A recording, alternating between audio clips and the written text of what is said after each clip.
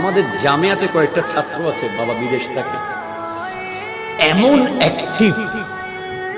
কেন জানেন? শুধু বলে আমার বাবা যেন এসে কষ্ট না পায়। তুই তোর বাপরে কি দিতে পারবি বল? তোর বাপ তো যখন আসবে তখন তার তুই দেওয়ার মতো কিছুই বাকি থাকবে না। সে তো বিল্ডিং বানিয়ে ফেলেছে অলরেডি, সে সব দিয়ে দিয়েছে তোর কাছে, সে কিছুই চায় না। সে শুধু বিদেশ থেকে এসে চায় যে তার ছেলেটা MA পাস করেছে, ঠিক কিনা?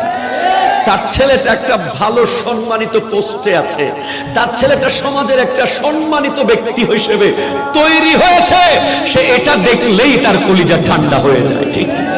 সে গোটা জীবনের রমজানের ইফতারির কথা সে ভুলে যায়, গোটা জিন্দেগির ঈদের দিনের কথা সে ভুলে যায়, গোটা জিন্দেগির মনের কষ্টের কথা সে ভুলে গেছে তোর উন্নতি দেখে।